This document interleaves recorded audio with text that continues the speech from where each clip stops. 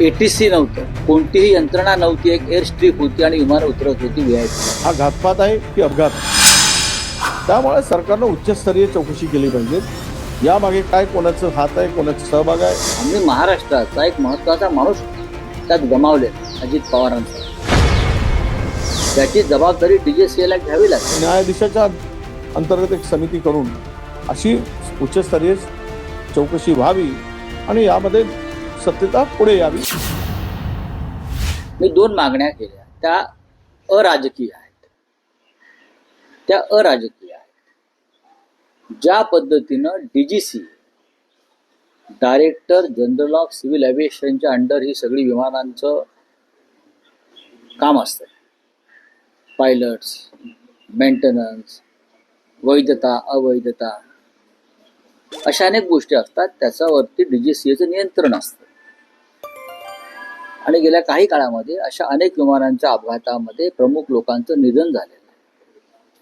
काही commercial flights कोसळले. अहमदाबादला air इंडियाचं फ्लाईट कोसळलं, 300च्या आसपास लोकांचा मृत्यू झाला. त्यात ते गुजरातचे माजी मुख्यमंत्री विजय रुपाणी यांचं निधन झालं. कुटुंब जळून खाक झाले.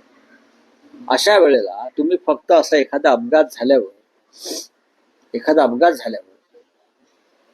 चौकशी करण्याची घोषणा करतात. त्या चौकशीचं पुढे काय होतं?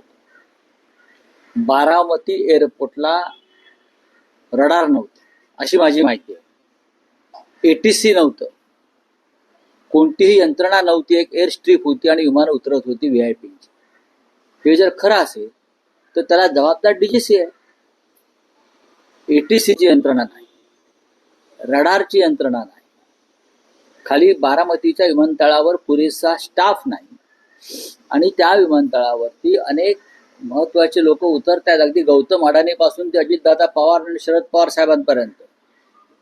मग अशा अपघाताला जबाबदार कोण? मग अशा अपघातांची सगळ्यात चौकशी होणं गरजेचं आहे ना. आम्ही महाराष्ट्राचा एक महत्वाचा माणूस त्यात गमावलेला आहे, अजित पवारांचा.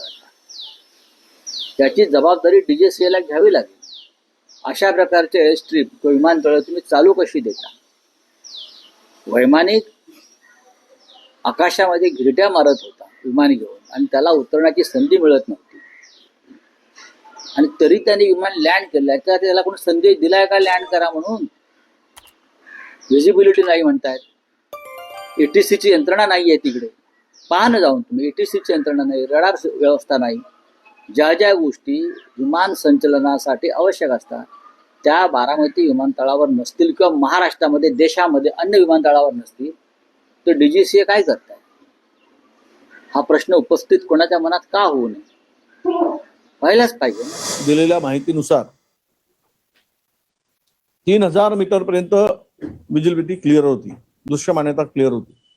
3000 मीटर म्हणजे 3 किलोमीटर होते. 3 किलोमीटर पर्यंत जर पूर्णतः विजिबिलिटी क्लिअर होती तर त्याला ते अडचण आहे असं मला वाटत नाही. आणि त्यामुळं असं म्हणणं चुकीचं आहे. या संदर्भात नक्कीच उच्चस्तरीय चौकशी झाली पाहिजे. लोकांच्या मनामध्ये अनेक प्रकारचे प्रश्न आहेत. हे विमान अपघात आहे, घातपात आहे, या संदर्भात मध्ये तुम्ही जर सोशल मीडियावर जर पाहिलं तर 80-90% लोकांचं मत आहे की हा घातपात आहे, हा अपघात नाही. त्यामुळे सरकारने आपली बाजू स्वच्छ आहे हे सिद्ध करण्यासाठी या संदर्भातली संपूर्ण चौकशी झाली पाहिजे. ते सीबीआय असू देत किंवा कुठल्याही प्रकारची जी सर्वोच्च चौकशी करता येईल ती चौकशी सरकारने करावी. आणि यामधली लोकांच्या मनामध्ये जे काही